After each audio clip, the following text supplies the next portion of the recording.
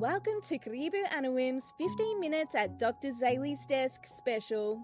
Join us as we dive into the topics related to living with a facial disfigurement. Whether you're here for yourself, your loved ones, or for educational and professional insights, this is for you. We start our conversation with clear, understandable terminology. While we use disfigurement, it's for medical and legal clarity. We acknowledge you may relate to terms like visible difference or your own diagnoses. All our presenters have lived experience or work with people living with facial disfigurement. Curious to know more? So are we. Pull up a seat, grab a cuppa, and let's chat around the table with Karibu Anawim's 15 Minutes at Dr. Zali's Desk special. Hi and welcome. Today we are going to be chatting with none other than Kathleen Bogart. Bogart, as she's commonly called in academic circles when you're actually quoting her name, and comma, 2024 in APA 7 research. What is it called again? APA 7. No, doesn't matter. She is from Oregon State University. She's a professor of psychology. She writes for Psychology Today, the blog, and is co-founder of DAN, meaning the Disability Advocacy Research Network. She's an associate editor for the Personality and Social Psychology Review and also the Rehabilitation Psychology Journal. And I will bring her on right now and congratulate her on her latest award for the APA, which means the American, not Australian, Psychology Association's Distinguished Contributions and Advancement to Disability Award. So thank you very much, Kathleen, for coming on, and welcome. Thank you so much, Zali, for having me. It's lovely to chat with you again. And I was just saying to you before, you've had an exciting few years. I think the last time I talked to you, you were kind of at the beginning of your PhD journey, and here you are with your doctorate. So congratulations, likewise to you. Thank you. Yeah, I think I was in the middle. It's been a 6 year or 7 year, I don't know how long it was, but anyway, it was. So we've got a lot in common. Not only, Kathleen's a little bit further along in my things. You don't get professorship overnight, and you don't get professorship for no reason. So congratulations, Kathleen, on your hard work over many, many, many, many years of advocating for, do you want to say Moebius or Moebius? I answer to either. We Americans tend to say Moebius. The Brits tend to say Moebius. I talk with enough international people that, sometimes I even switch back and forth. Yes, because that's what I think, that I believe that your disfigurement or difference, facial difference, is Moebius or Moebius syndrome. Is that correct? That's right. Mm-hmm. Would you like to walk us through what Moebius syndrome is just a little bit before we... Sure. So Moebius syndrome is a congenital neurological condition. It's rare. Only about 2 to 20 per million people have it. And it results from the underdevelopment of the 6th and 7th cranial nerves, which are in the brainstem. And so the 6th cranial nerve involves lateral eye movement, and the 7th cranial nerve governs facial expression. So that means that I have limited eye movement and limited facial expression. And, it's a condition that I was born with. So, ever since early life, I've been kind of navigating what it's like to look different from most people and to communicate differently from most people. Mm-hmm. And I know, Zali, from our conversation earlier, you also have a craniofacial cranial nerve condition. Is that right? Yeah, the optic nerve, the third cranial nerve, I think. Yeah. I live with third nerve palsy, it's called. Yeah. And so at the moment, it's called complete third nerve palsy because my eyelid's completely shut. If it was open half-mast, it would be partial. And what happens there is, do you know anything about third nerve palsy? A little bit, mostly from you. Okay. and so my eyeball should be looking like, if I look down and out to the side, right? That one should be down and out to the side. But if I open it up at the moment, I don't know what it's going to be doing. What is it doing? Is it looking at you, or is it looking up, or it should be looking down? I think it's looking straight ahead. Straight ahead is what I'm seeing. Yeah. Well, after I've turned 40, it just does whatever it wants to do in there. Isn't that fun? That is a whole other like journey that I'm really interested in, is aging with facial disfigurement, especially since you and I both, went through our early childhood years with it. And I don't know about yours, but mine was relatively stable. But as we get older, our body sends some surprises. Yeah. Yes. My surprise was when I was around 40, my eye sunk. Huh. And so right now, I think, I don't know, and nobody can tell me because I haven't done any longitudinal studies on third nerve palsy. I haven't actually done any really studies, I don't think. Maybe very, very few studies on third nerve palsy that I could find. And definitely none with the lived experience. I think my autoethnography was the first. Autoethnography, for other people who don't know what the word is, means auto is self, ethno is the culture that you find yourself in, or a culture, and ology is a study of. So it's basically a study of yourself within the culture that you find yourself. Do you think that's correct, Kathleen? Sounds great to me. And what an interesting and important way to kind of understand, like, as you say, the cultural aspect of what it means to have a facial difference or disfigurement, in the time and space you are located. Yeah. And it doesn't matter. It didn't matter for me what time and space and location, because I've traveled quite extensively in my teens and early 20s. And each place I lived, I experienced the same stigma. Really?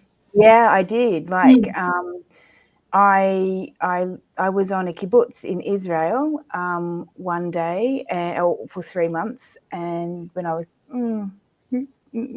I don't know how old I was then, forgotten. I think I was 18. And my kibbutz had a gas station or a petrol station and a servo, like a cafeteria outside of it, attached to it. And some of us volunteers could do rotating rosters on it. You either did morning shift or did the afternoon shift. And to cut a long story short, the person who was with me didn't want to go and serve when when the buses of tourists were coming in, and so they were short on staff. They asked her. She didn't want to do it. She refused to do it. I said I would be able to do it. They made a comment that I didn't know how to serve 1 meat and 3 veg. Pretty hard to find how to do that. And that I didn't have the right T-shirt on. I changed into a nice T-shirt the next day. And the third and the final blow in front of my earshot of my volunteer was, I don't like looking at you, neither do my customers. We're not going to put you on. Oh, no. So, so my volunteer was quite up in arms, and I got shifted. And then, actually what happened was that our volunteer leader didn't believe her or my story, and actually rang the guy up, and he said exactly the same things again.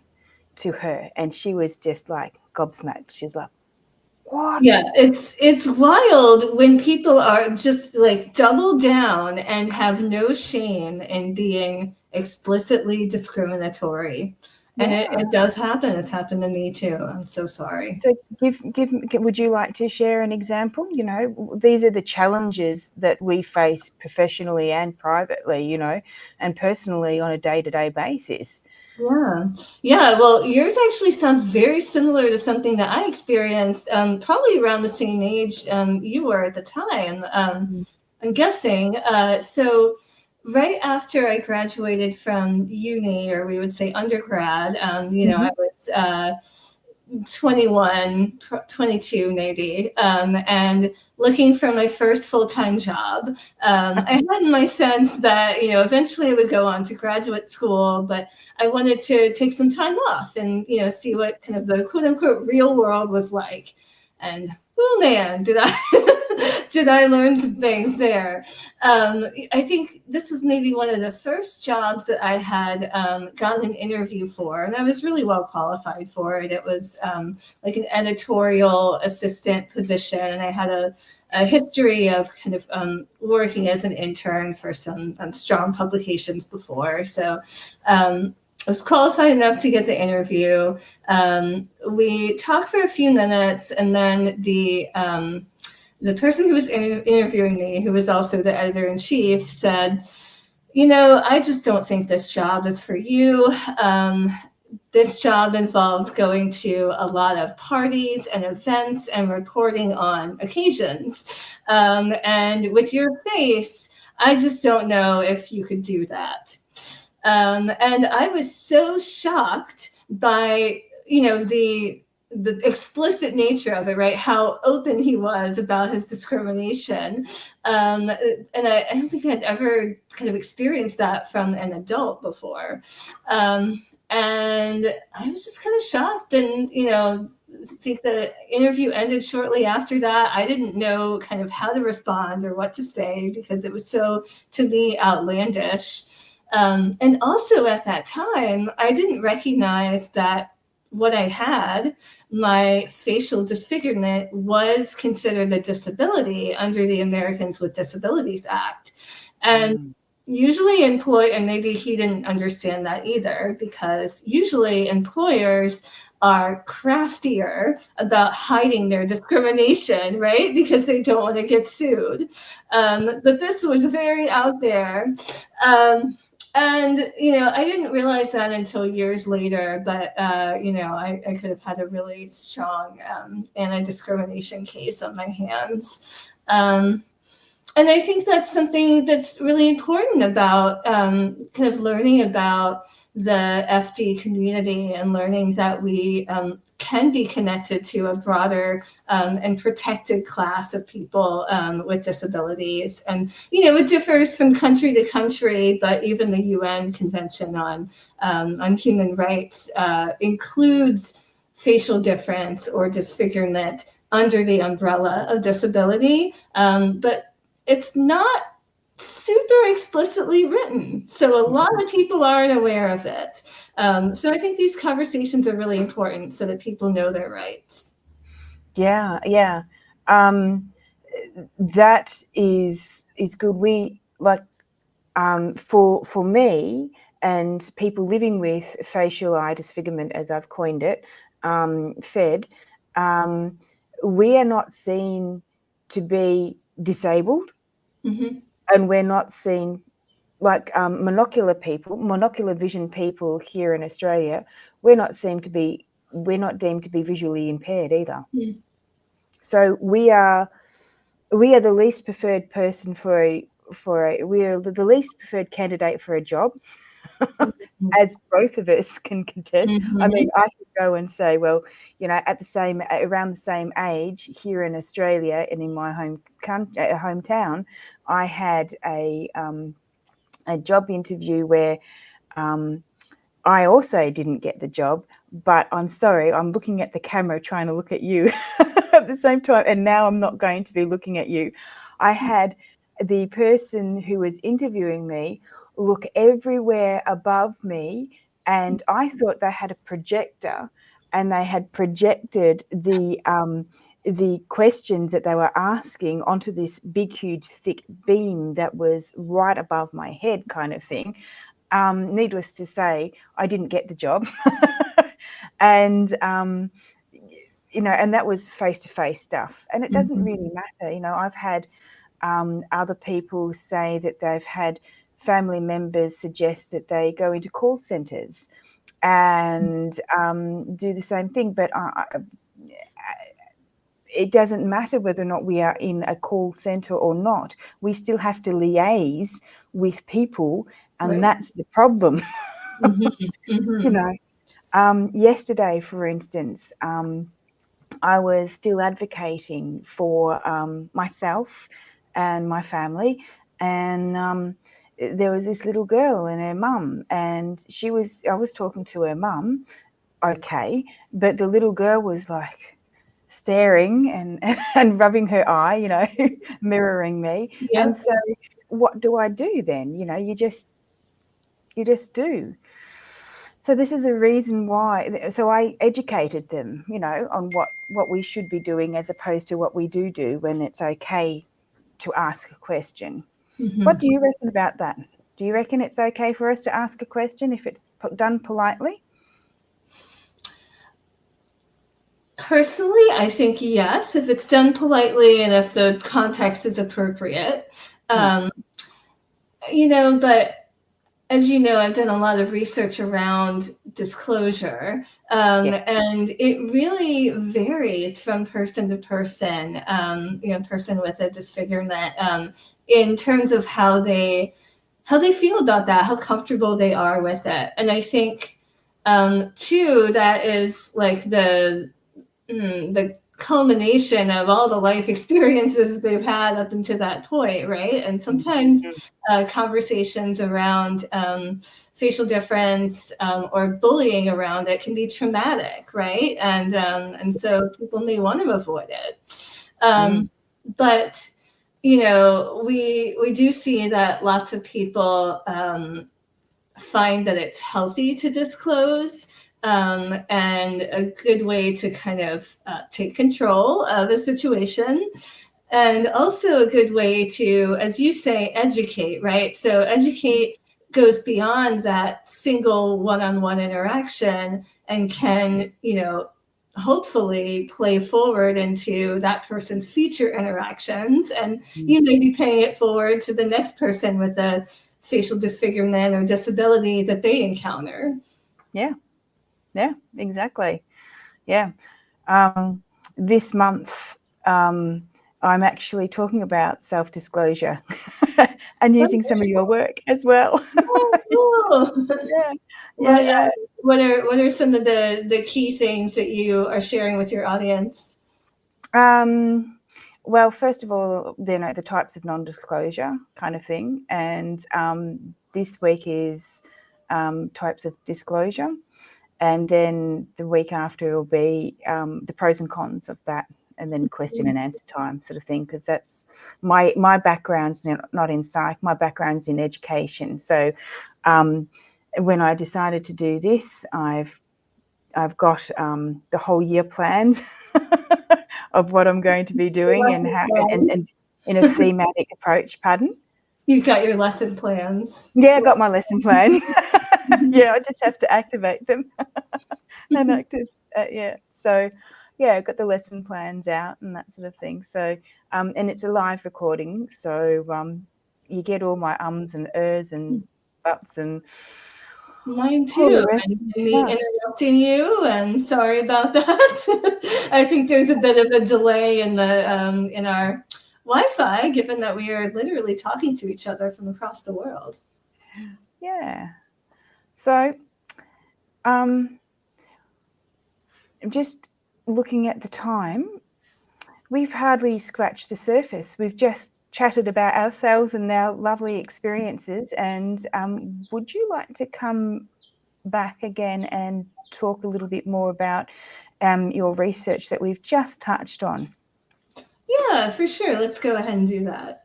Okay. Well, thank you guys, for listening to us banter and get to know each other, and you us. And thanks very much for coming, and I shall remove us, put this back up, and press play. By golly Bye, gosh, everyone. it's the end of Karibu Anawim's 15 Minutes at Dr. Zali's Desk special. And that's a wrap for this episode. Thanks for tuning in. Please remember that all information given during this episode is for general application only. If you have any specific medical issues, as always, consult with your medical practitioner. Like, subscribe and share on whatever platform you find us on. For more information, please connect with Karibu Anawim on our website at karibuanawim.com or email us at inquiries@karibuanawim.com.